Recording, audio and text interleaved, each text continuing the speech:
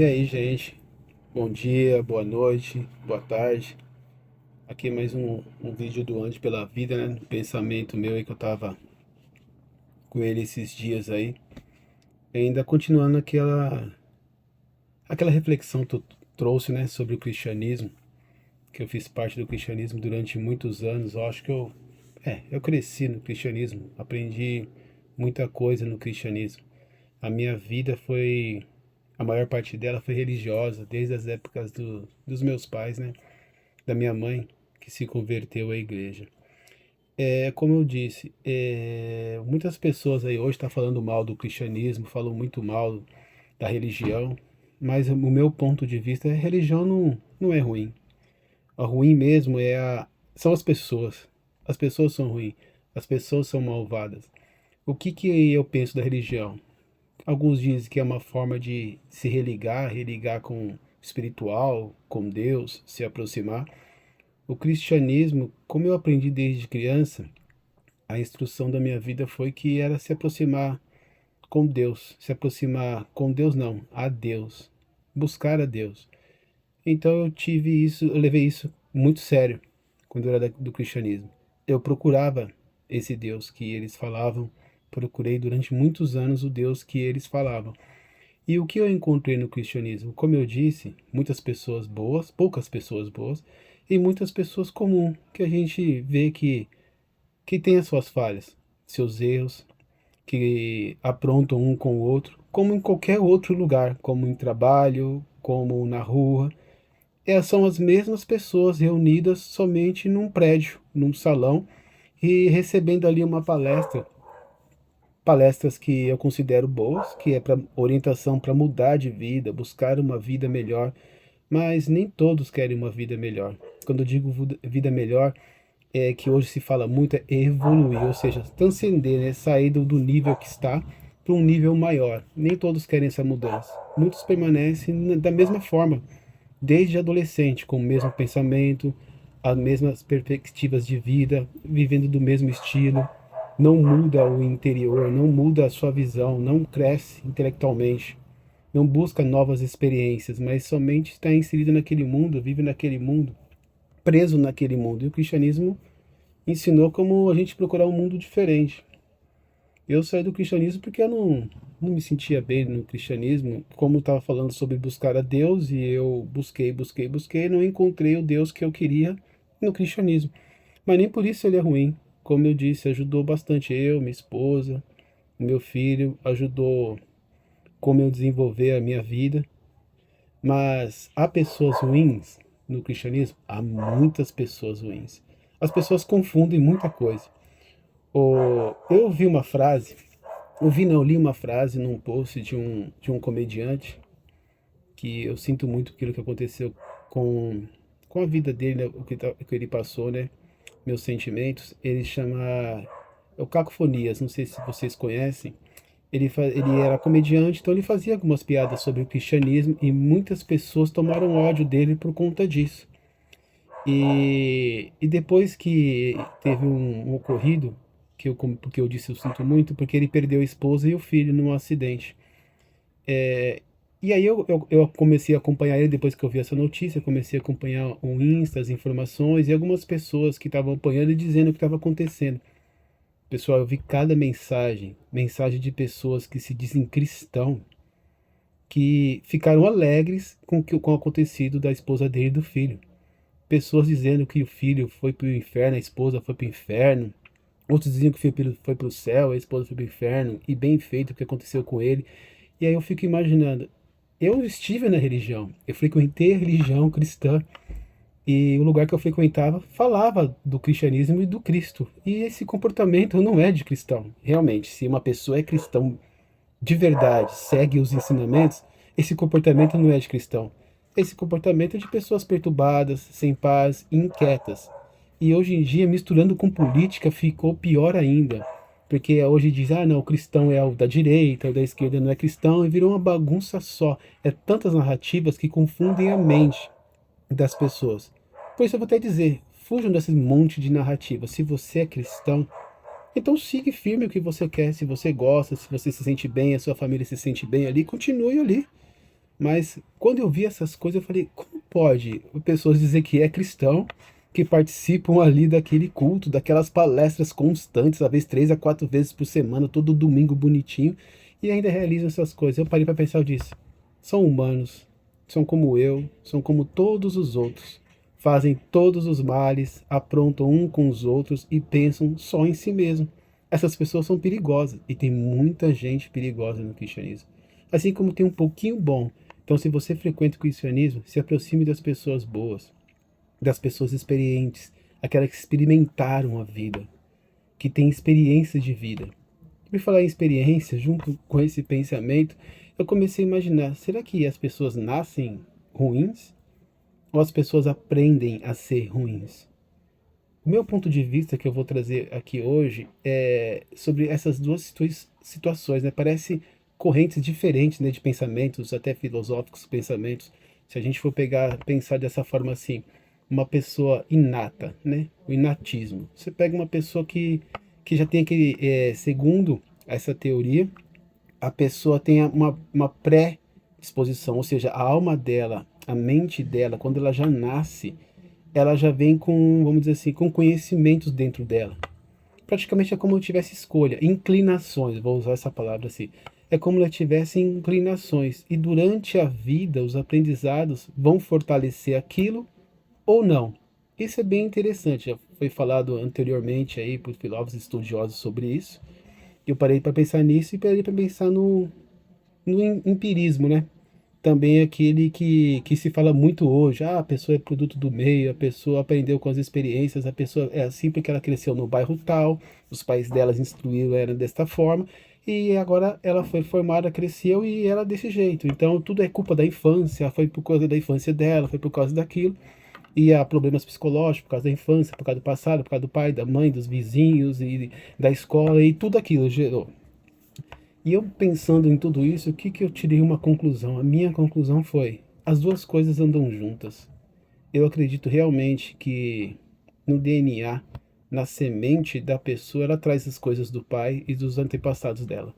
Porque a gente sabe que o DNA é memória, as memórias. Memórias não é aquilo que somente está registrado aqui. O que está registrado aqui entra na parte realmente do empirismo, que é o que a gente vai aprender ali, as experiências que nós vamos ter, e essas experiências vão nos marcar, vão deixar conhecimentos na nossa vida. E isso pode nos moldar, e nos molda realmente o nosso conhecimento, o bairro que a gente cresceu, os amigos que nós tivemos, as escolas que nós frequentamos, tudo isso vai nos moldando e vai nos trazendo uma certa experiência que nos transforma em bons humanos ou humanos horríveis. Assim, considerando o que é horrível e o que é bom. Quem pode dizer isso? Há alguma lei para julgar isso? Sim, há leis para julgar. Há leis para julgar comportamento, mas se o humano é bom, é ruim, horrível ou péssimo, nós podemos ter discernimento para isso do que ele causa com aos outros humanos. Principalmente ao respeito e à tolerância, né? Então, pensando nisso, juntando essas coisas, então a pessoa pode realmente participar do inatismo. Ela nasce com ali já está dentro dela aquilo que vai florescer. Mas como que floresce? Precisa ser regado. E qual é a rega? A rega é o empirismo. Aquilo que vem das experiências que ela teve, o lugar que ela nasceu, a cultura que ela participou, a religião que ela participou, que isso faz parte do humano sempre, a religião sempre fez parte do humano. Então aquilo vai formar as ideias. E quando você chega num grau da sua vida, numa idade, ou chega, você passa dos 30, 40 anos, você começa a refletir sobre isso. Algumas pessoas começam a refletir, e eu comecei a refletir. E eu pensei, será que o que eu sou agora foi realmente as minhas experiências? Ou o que eu sou realmente foi aquilo que o meu pai foi, a minha mãe foi e os meus avós foram? E eu comecei a examinar isso e eu parei para pensar e pensei profundo. Eu faço parte de tudo isso. Eu sou praticamente o meu avô, a minha avó, o meu pai e minha mãe, porque eu vejo nas minhas ações como o meu pai agia. E assim, tanto fisicamente eu ser parecido com ele, com os meus pais, mas eu vejo como eles agiam. E esses sentimentos estão em mim. E algumas coisas que eu aprendi na religião, que foi desde a infância, do evangélico também, e da cultura que nós tivemos, né? Eu, por ser uma pessoa preta, nós temos uma cultura ali, um jeito de participar da vida, da comunidade, que é diferente de cultura dos outros povos. Então, quando a gente vai se desenvolvendo, eu pensei, caramba, eu tenho tudo isso. E como eu posso ser uma pessoa melhor ainda? A religião me tornou uma pessoa melhor? Eu acredito que sim, ela melhorou muito, porque eu procurei, como eu disse, eu procurei a Deus, eu procurei como ser uma pessoa melhor buscando a Deus. E a confusão hoje, vindo agora para a religião novamente, a confusão hoje é que a pessoa lê o chamado Novo Testamento, então ela vê ali o Deus bom, né? Um Deus bom, porque o Cristo ali ele apresenta como um Deus bom, um Deus de perdão, um Deus de tolerância e muitas coisas outras ali. Então eu entendo que a pessoa que segue o cristianismo, o Novo Testamento, que eles dizem que é graça, né? Algo que a pessoa recebe que não merecia, que ela tem graça, então ela deveria andar dessa forma. Mas aí as pessoas confundem. Quando ela vai lá para onde que eles chamam de Antigo Testamento, ela fala assim, não, mas Deus ele se ira, Deus é violento porque está no Antigo Testamento. E as pessoas não entendem, porque no Antigo Testamento, quando eu lia muitas escrituras, eu via que há misericórdia. Sempre houve misericórdia. O Altíssimo ali, o Deus Todo-Poderoso que é manifestado ali, ele tem misericórdia e também ele é justo. Ou seja, é o equilíbrio. Imagine só, um Deus totalmente justo. A humanidade seria extinta. E um Deus misericordioso? É muito bom.